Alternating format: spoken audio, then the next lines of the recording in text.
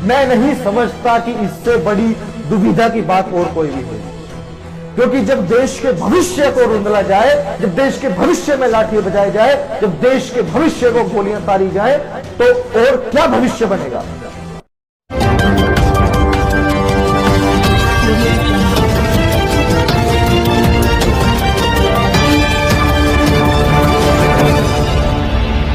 नमस्कार साथियों, मैं प्रशांत बोल।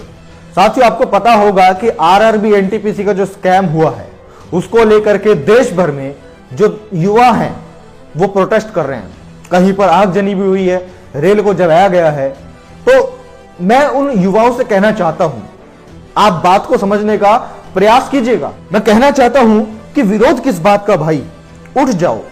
देखो, अयोध्या में मंदिर बन रहा है, जम्मू कश्मीर से आर्टिकल 370 खत्म हो गया है, मोदी जी ने मुसलमानों को सबक सिखा दिया है, 3 तलाक खत्म कर दिया है, कांग्रेस मुक्त भारत बन गया, अब मथुरा में भी मंदिर बनेगा।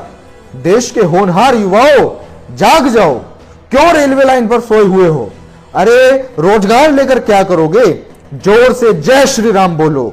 देखो, पाकिस्तान में मोदी जी की वजह से महंगाई चरम सीमा पर है, पाकिस्तान में भूखमरी छाई हुई है। मोदी जी के लिए तुम अपनी नौकरी नहीं छोड़ सकते। तुम कैसे युवा हो? ऐसे युवाओं को मैं देशद्रोही कहना चाहूंगा। ऐसे युवा, और मैं कहता हूं कि जितने भी ये लोग प्रोटेस्ट कर रहे हैं, ये लोग स्टूडेंट है ही नहीं। अरे जो असल स्टूडेंट हैं वो तो तैयारी कर रहे हैं परीक्षा की। अरे जो असल स्टूडेंट हैं वो तो कॉलेजेस में है, यूनिवर्सिटी में है। ये लोग तो उपद्रवी हैं। माफ कीजिएगा, ये बातें अंधभक्तों की बातें हैं। और मुझे डर है इस बात का कि जो युवा इतना संघर्ष आज करने में लगे हुए, मजबूरन उन्हें प्रोटेस्ट करना पड़ रहा है। इसके बाद अंधभक्त लोग उन्हें देशद्रोही और नकली स्टूडेंट और इस तरह की बातें ना बोल दें, क्योंकि ऐसी बातों से उनका मनोबल तो डाउन होगा ही, साथ में भारत के जो ये नेता हैं, मैं कह सकता हूं कि हरामखोर जो नेता लोग होते हैं, उन लोगों की जो हरामखोरी है वो और ज्यादा बढ़ जाएगी। क्यों? क्योंकि एक तरफ तो जिस युवा को इस देश का भविष्य बताया जाता है, उस युवा को मजबूरन अपनी पढ़ाई लिखाई छोड़ करके, अपनी नौकरी छोड़ करके, अपना काम धाम छोड़ के, अपना परिवार छोड़ करके प्रोटेस्ट करना पड़ रहा है। वो युवा लाठी खा रहा है, गोली खा रहा है। वही युवा जो युवा इस देश का भविष्य है, और वही युवा जिस युवा को मोदी जी ने 3 करोड़ नौकरी देने का वादा किया था, ये वही युवा है।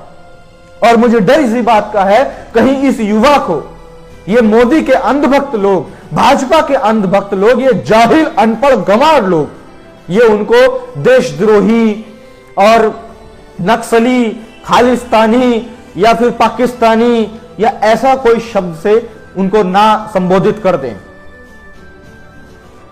जब जब मैं इन फोटोज को देख रहा हूं, जब जब मैं ये वीडियोस को देख रहा हूं, मेरा दिल बड़ा सहम सा जा रहा है कि आखिरकार देखो, किसानों के साथ बहुत ज्यादा बदतर माहौल बना और तमाम देश के लोगों के साथ बना। जीएसटी आई तब व्यापारियों को चोट पहुंची, नोटबंदी हुई, तमाम देश के लोगों को चोट पहुंची, गरीबों को चोट पहुंची।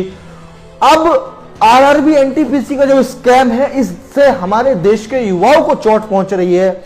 बच कौन गया? कौन बच गया? ये भाजपा हिंदू का नाम लेकर के, राम मंदिर का नाम लेकर के, कृष्ण मंदिर का नाम लेकर के, मथुरा का नाम लेकर के और हिंदुओं को बचाने का नाम लेकर के राजनीति में आती है। तो मैं ये चाहता हूं कि बच कौन रहा है?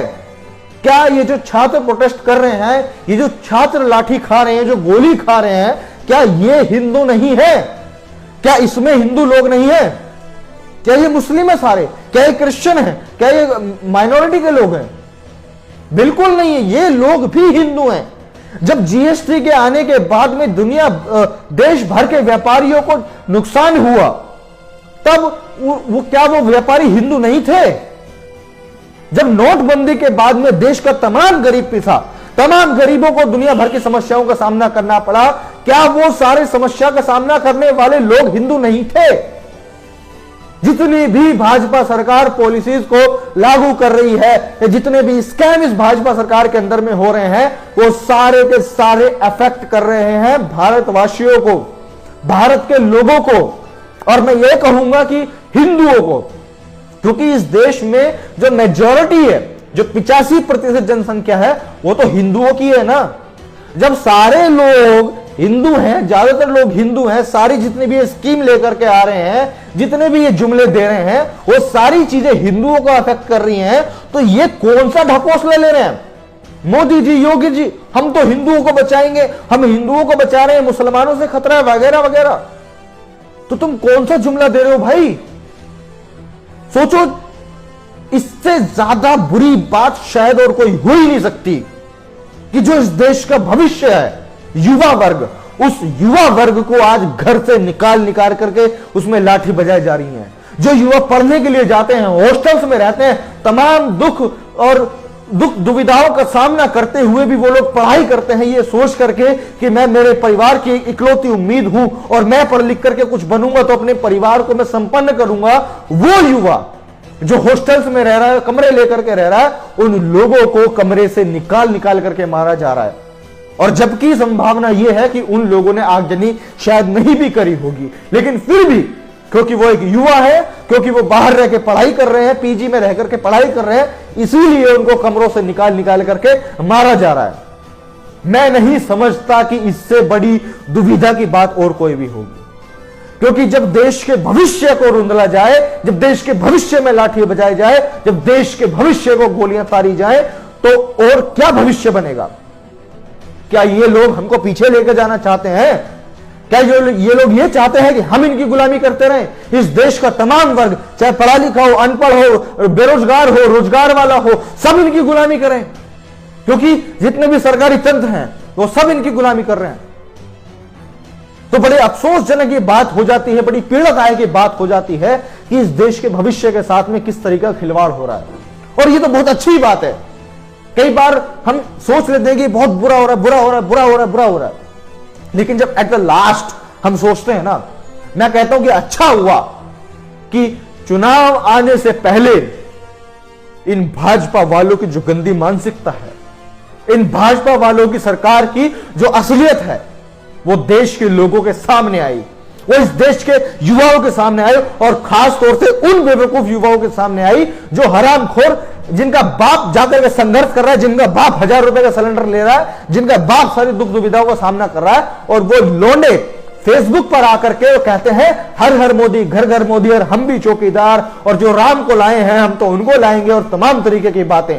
उन युवाओं के सामने अब कम से कम दिमाग खुलेगा, और अगर अब भी उनका दिमाग नहीं खुला तो सुअरो, तुम साले देश छोड़ जाओ। तुम क्यों इस देश के लिए कलंक बनने में लगे हुए हो? तो बस मैं क्या ही बोलूं, मुझे समझ में नहीं आता कि मैं बोलूं तो बोलूं क्या, करूं तो करूं क्या।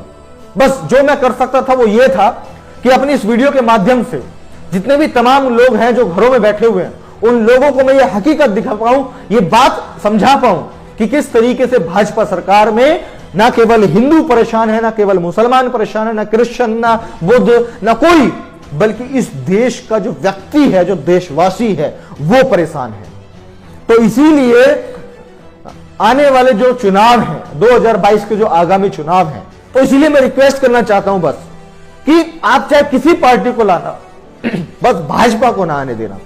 क्योंकि अगर भाजपा दोबारा आ गई ना उत्तर प्रदेश में या भारत के तमाम राज्यों में, तो हालात बहुत गंभीर हो जाएंगे। तो इसीलिए इस देश को उन गंभीर हालातों से बचाने के लिए मेरा निवेदन है, कृपया भाजपा को वोट ना तो तुम खुद देना, और ना ही अपने पड़ोसी को, रिश्तेदार को, भाई बहनों को, मम्मी पापा को, बुआ चाची ताई को, किसी को भी वोट मत देने देना। यह आपका कर्तव्य है, हमारा कर्तव्य है, और मैं आशा करता हूं कि सभी लोग इस कर्तव्य को पूर्ण रूप से निभाएंगे। इसी के साथ बहुत बहुत शुक्रिया। वीडियो को शेयर कीजिए ताकि सभी लोग इस सच्चाई को देख सकें, समझ सकें, और इस भाजपा को हराने के लिए अपना योगदान दे सके। तो ठीक है साथियों, मैं मिलता हूं प्रशांत बोध आपसे अगली वीडियो में। तब तक के लिए बहुत बहुत शुक्रिया।